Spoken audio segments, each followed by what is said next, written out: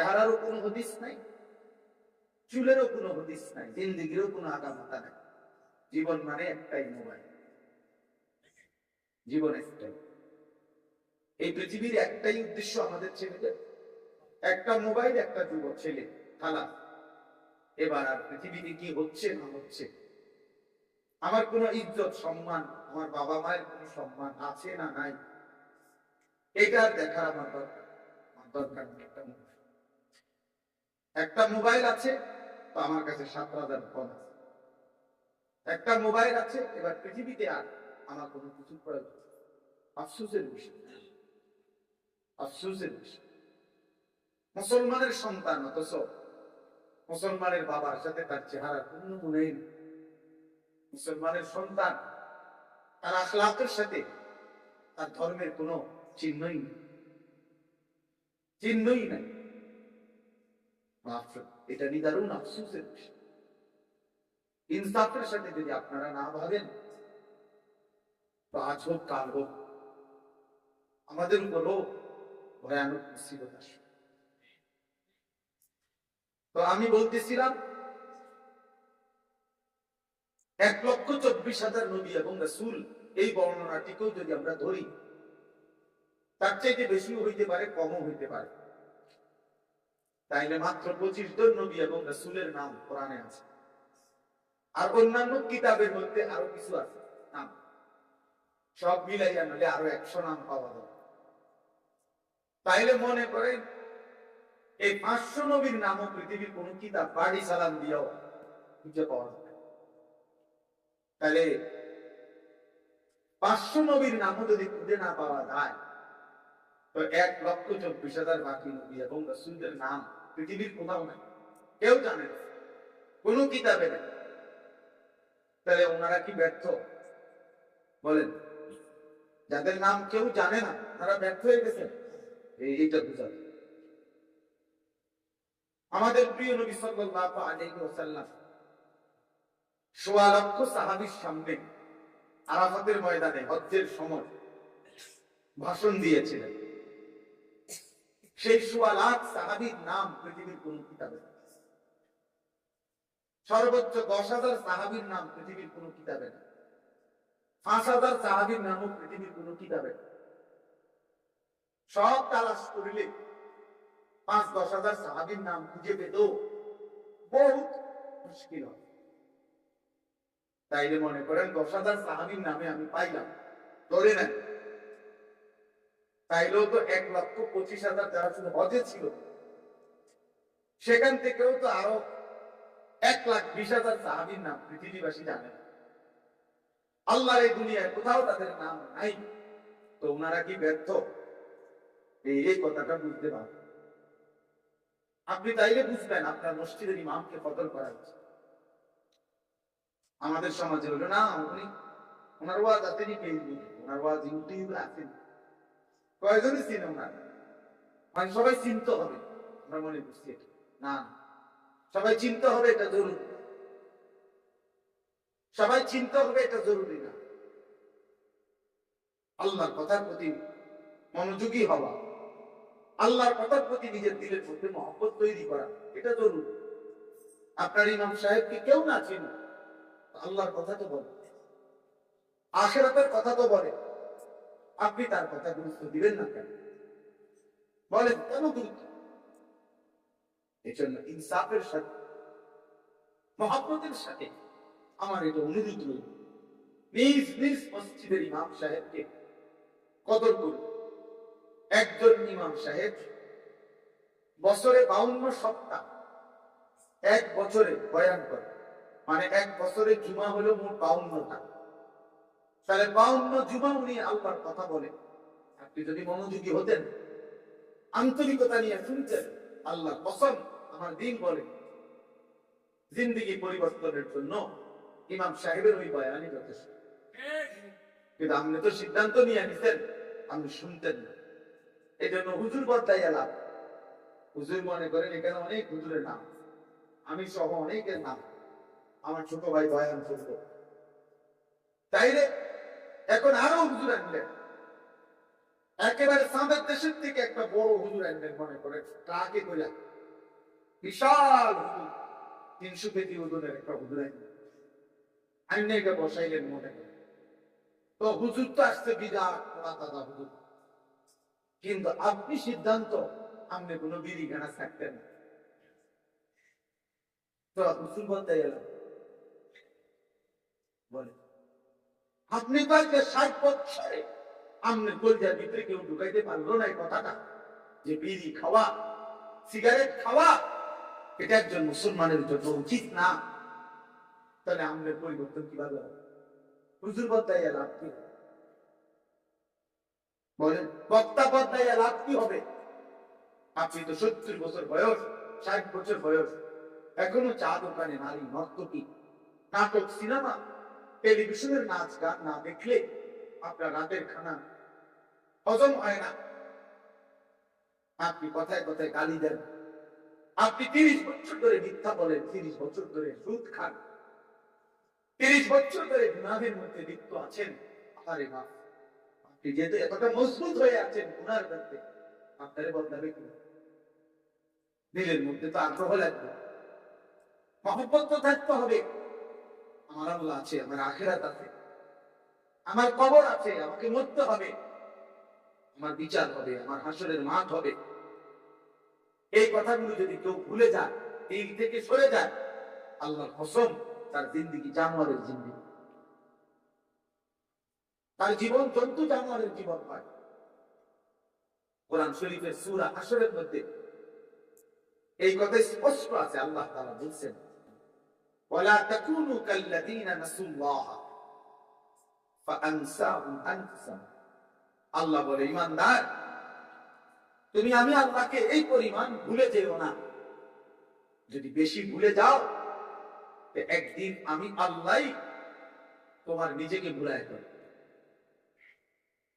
তোমার আত্মপরিচয় তুমি ভুলে যাবা, নিজেকে ভুলে যাবা যে তুমি মুসলমান, নিজেকে ভুলে যাবা তুমি তোমার যে কবর আছে, হাসর আছে, আখিরাত আছে, মিজান আছে, পুলসিরাত আছে, বিচারের মাঠ আছে।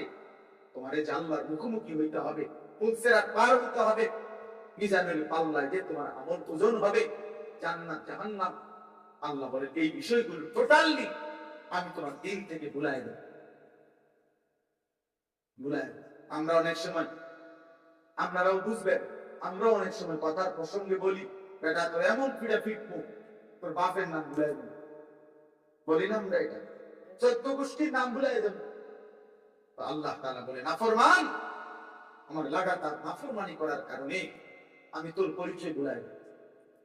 আর কোনদিন মনে করবে না তুমি মুসলমান। সেদিন তোমার পরিচয় হবে ইন হুম ইল্লা কাল আনহার। আল্লাহ কোরআনের আয়াত। আল্লাহ বলছে, সেই মানুষটা, যে মানুষটা তার মনের ইচ্ছা মতো চলে, আল্লাহর বিধান, রাসূলের বিধান কোন ধার ধারে না, লেনদেন, আচার আচরণ, চেহারা সুরত, চলন বলন আল্লাহর ধার ধারে না, কোরআনের ধার ধারে না। আমার মনে যা চায় তাই। এই যে যুবক, তোমরা চুল কার মতো রাখছো, তোমার মনে চাইছেই তো। সারাদিনে তুমি যে এক ওয়াক্ত নামাজ পড়ো না কেন? তোমার মন চাইছে এই কারণে, তোমার ইচ্ছা। ইউর উইশ ইউর লাইফ, অথবা ইউর লাইফ ইউর উইশ। তোমার জীবন তোমার চয়েস, তুমি ভাবছো এটা। আমার কাছে যেটা ভালো লাগে, আমি যা করতে মন চাই তাই করবো। আল্লাহ কসম, আল্লাহ কোরআনে বলে, নবী আপনি বলেন না, ওই মানুষগুলো যারা নিজের মতো চলে, আল্লাহর বিধান, রাসূলের বিধান তোয়াক্কা করে না, তাদের পরিচয় আর কিছুই নয়, শুধুই জানোয়ার, শুধুই জানোয়ার, শুধুই জানোয়ার, শুধুই জানোয়ার। কোরআন শরীফের আয়াত, ইন হুম ইল্লা কাল আনআম। তারা আর কিছু নয়, শুধুই চতুষ্পদ জন্তু। চতুষ্পদ জন্তুকে জানোয়ার বলে না? কথা বলেন না কেন? আল্লাহ তাআলা আরো শুনেন মিয়া, ছেলেরা ভাব, তোমরা আরো শোনো, নারী, ছবি, জিনা, ব্যভিচার, মদ, জুয়া, মোবাইল, অশ্লীল দৃশ্য, সহপাঠী বন্ধুদের সাথে আড্ডা, রাত ভর দিন ভর 24 ঘন্টা, খোদার 365 দিনে কোন দিন যার কপালে ফজরের নামাজের সেজদা জোটে না। আহা, 1 বছর কোনদিন জানো না ফজরের ওয়াক্ত হয় কখন। আহা নাফরমান, মুসলমানের ঘরে এত বড় পাষাণ কেমনে জন্ম নিলাম, এত বড় নিকৃষ্ট কেমনে জন্ম নিলাম, কেমনে জন্ম নিলাম। আল্লাহ কোরআনে স্পষ্ট বলছে সূরা আরাফের মধ্যে, ওয়াত্তাবাআ হাওয়াহু ফামাসালুহু কামাসালিল কালব। আল্লাহ তাআলা বলছে মনের ইচ্ছে মতো যে চলে, নিজের মনে যা চায় তার অনুসরণ যে করে, খোদার কসম আল্লাহ কোরআনে বলে তার উদাহরণ হলো, ওই ব্যক্তির দৃষ্টান্ত হলো কামাসালিল কালব, কুত্তার মতো, কুত্তার মতো, কুত্তার মতো। রাগ করবেন আল্লাহর সাথে কইলেন, সুবিধা কেমন? কিছু বললে ওনাকে বলে কামাসালিল কালব। আপনার মাদ্রাসার হুজুর আছে, মসজিদের ইমাম আছে, আপনি একজন আপনার পাশের আলেমকে জিজ্ঞেস করে দেখেন, এখন জিজ্ঞাসা কাল অর্থ কি? ওই বাচ্চা করে জিজ্ঞা কালগুন অর্থ কি? কুত্তা। কালগুন অর্থ কি? কুকুর। আল্লাহ বলছে, এই জন্য যুবক ভাই মনে রাখো, নওজোয়ান মনে রাখো, পরিচয় শোনো তোমার, সেজদা বিহীন যেই যুবক, যার কপালে সেজদা নাই, তোর জীবন কুত্তার জীবন। এরপর যদি হাসো তো হাসো, অসুবিধা কি? জানোয়ার তো হাসতেই পারে। এরপরেও যদি ভালো লাগে যে না মাশাআল্লাহ আমার একটা দারুণ শব্দে পরিচিত করে দিয়েছে, এই জন্য আমি খুশি, ঠিক আছে, খুশি, ঠিক আছে, অসুবিধা কি? আল্লাহ তোমার পরিচয় দিচ্ছে মনের ইচ্ছা মতো। 30 বছর মুসলমান সুদ খাইতে পারে না, মুসলমান লাগাতার হারাম করতে পারে না, এটা মুসলমান বলে না, এটা মানুষ বলে। ভুল মানুষের হবে, গুনাহ মানুষের হবে, আমারও আপনারও অপরাধ হবেই, গুনাহ হবেই। একটা হলো গুনাহ হওয়া, আরেকটা হলো গুনার উপরে লাগাতার চলতে। পিছলা তো যে কেউ খাইতে পারে, কিন্তু এর মানে কি? এর মানে আমি আজকে এটা এখান থেকে আমার বাড়ি ওখানে 0.5 কিলো, এখানে আমি গত 3 বার পড়লাম, এলাকে যদি আমি প্রত্যেকদিন এখানে পড়বো, যে কোনো মানুষই বলবে কিরে তোর কি কোনো আক্কল নেই? তোর বাড়ির রাস্তায় তুই এত দিন চলাফেরা করস, তুই যে প্রত্যেকদিন উষ্টা খাস কেন? তুই বোঝস না এখানে একটা কাঁথা আছে? এটা বলবে কিনা বলেন না কেন? তাহলে গুনাহ আমারও হবে, আপনারও, আমারও হবে, আপনারও হবে। এক তো হলো গুনাহ হয়ে গেছে, আমি আবার তওবা করে নিছি, আবার এটা ছেড়ে দিছি, আবার আগের মতো আমল করতেছি। আরেকটা করে লাগাতার 30 বছর মিথ্যা, 20 বছর ধরে সুদ খায়, প্রতিদিন ওজনে কম দেয়, প্রতিদিন 2 নম্বরই ব্যবসা করে, মহিলা প্রত্যেকদিন বেপরদা। হাই মুসলমান, প্রতিদিন আপনার ঘরে রঙিন টেলিভিশন চলে, নাচ গান, নাটক, সিনেমা, জিনা ব্যভিচারের দৃশ্য। আপনার কথায় কথায় আপনি প্রত্যেকদিন গালি দেন, হাক করলেই আপনি গালি দেন। আপনি টেলিভিশন, নাটক, সিনেমা ছাড়া আপনার বিকাল সন্ধ্যা কাটে না।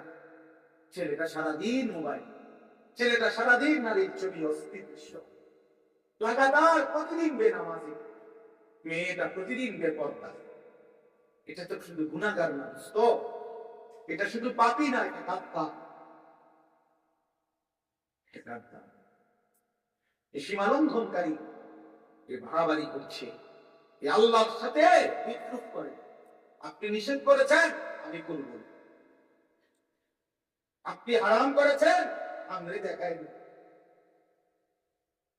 আপনি সুদকে হারাম করলেন তো, আমি খামো, আপনি টিকতে পারেন? আল্লাহ বলে আইসো, টিকতে পারি? কাল্লা সাউফা তা'লামুন, খুব দ্রুতই কবরে আসলে তোমার আমি জানাবো আমি কি করতে পারি। আমি এখনো পারি বান্দা, আমি বড় অহংকার, আমি বড় মেহেরবান, আমি অপেক্ষায় থাকি হায়াত থাকতে আমার বান্দা তওবা করে কি, আমি অপেক্ষায় থাকি কোন রাত গভীরে আমার বান্দা এক ফোঁটা চোখের পানি ফেলে কিনা, পেছনের গুনাহ ছেড়ে দেয় কিনা। এই জন্য আমি নগদ শাস্তি দিই।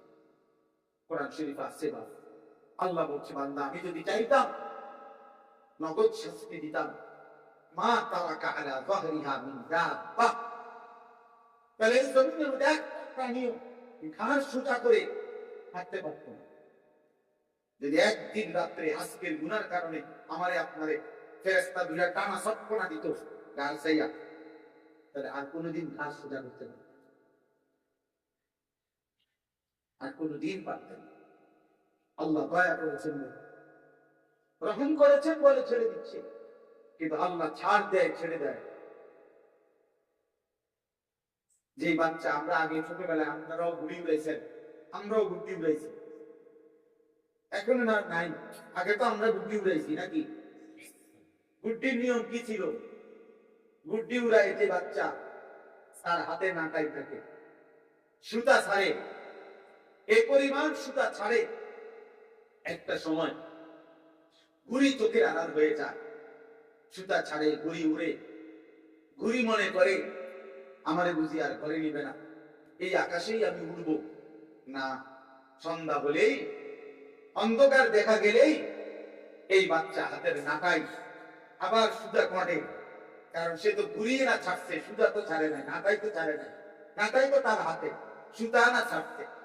একটু পরে আবার যখন সুতা কাটা শুরু করে, হাতের ঘুড়ি হাতেই ফিরে আসে। রব্বুল আলামিন